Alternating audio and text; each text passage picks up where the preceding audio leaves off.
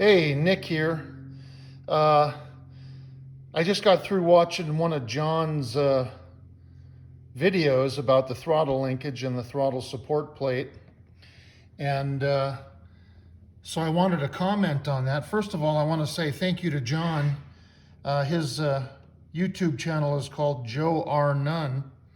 And I wanted to say thank you to him for not only mentioning me, but for all the great videos that he does and all the technical knowledge he has and the people that he's helped. If you look at his videos, you know, he's got hundreds of comments and followers and just a wealth of information for people.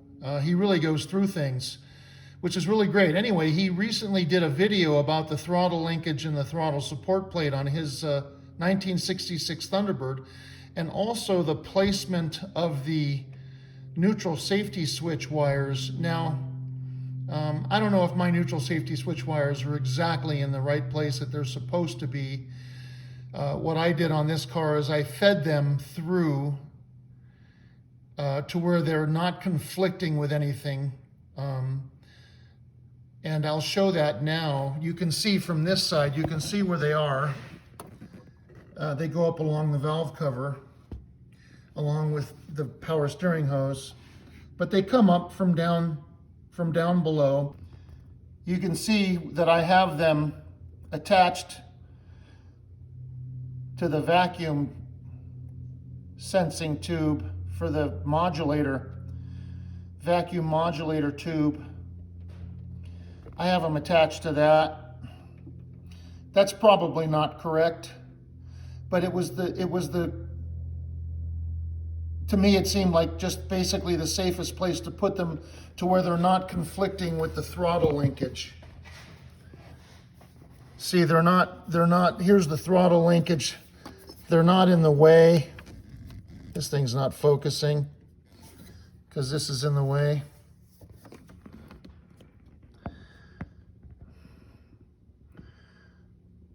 So that's where I put them.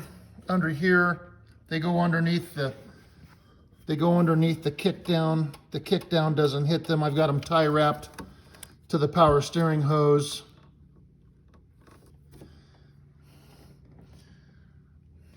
Now the throttle linkage, Joe was working on his car and his car was missing the throttle support plate or the throttle stop. This is a triangular bracket that's on all 66 Thunderbirds with C6 transmission. C6 transmission. Now, if it had a Cruiseomatic, it would have a different throttle support plate or throttle stop. And then, this is what I call the throttle bell crank. The throttle bell crank rests on the throttle support plate. And you can see it's got a bumper right there. It's got a bumper on it. On John's car, the bumper was broken off. And that's pretty common. The throttle bell crank needs to go rearward. It needs to be positioned rearward of the plate. This is the engine, this is the rear of the car back that way, front of the car this way. This goes behind the throttle support plate. If this is missing, your linkage will relax and fall forward. It's not uncommon, it's very common for shops to either change your transmission or engine and leave these parts out. When they put everything back together again, they realize that the throttle rod is too long because the throttle linkage has relaxed forward. And so they cut the throttle rod and weld it together or do some other form of modification to shorten the throttle rod. And this is why, because the throttle support plate is missing. And it's not uncommon for these shops who say they can to leave these parts out because they don't know where they go. Now the throttle support plate on a 65 and 66 with a Cruiseomatic looks like this.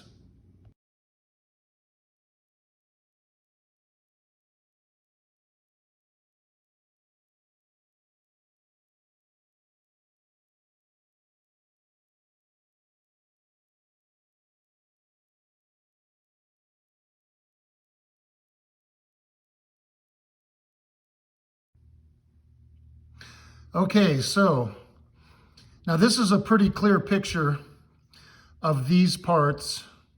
Now the parts that I just showed you, the images of the throttle support plates that I just showed you, those were taken from the Bird Nest catalog. They have those parts available new for sale, so give them a call. That's what they look like, and you can see that this car is a 66 T-Bird with a C6 transmission, so it's going to have the triangular plate.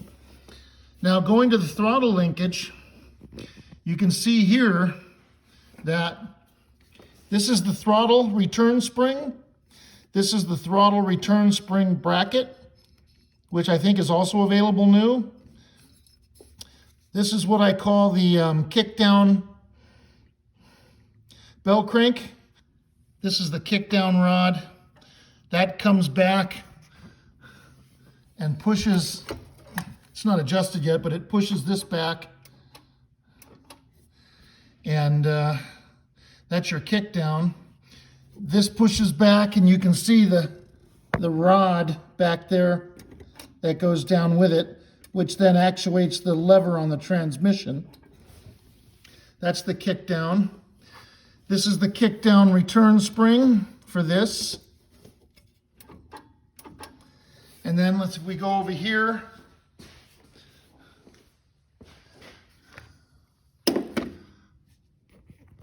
here's the throttle rod. Now because I have this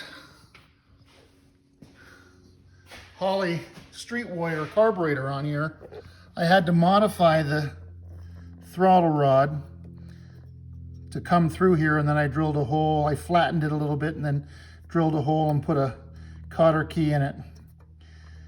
I hate having to do stuff like that, but this is the lever that this carburetor comes with. And like I said before in past videos, I'm at 7,000 feet. We deal with a lot of heat and high altitude and vacuum lock. So we have to do everything we can to dissipate heat. And the original Autolite carburetor or the zinc bodied Holleys, they get hot, too hot, and then boil the gas, and then you have vacuum lock. Anyway, back to the kick down linkage. The kick down spring is attached to a bracket here. This is the factory original bracket. This is where it's located originally on this leg of the carburetor, left rear. And that's how the throttle linkage is set up. Let's move this out of the way. See?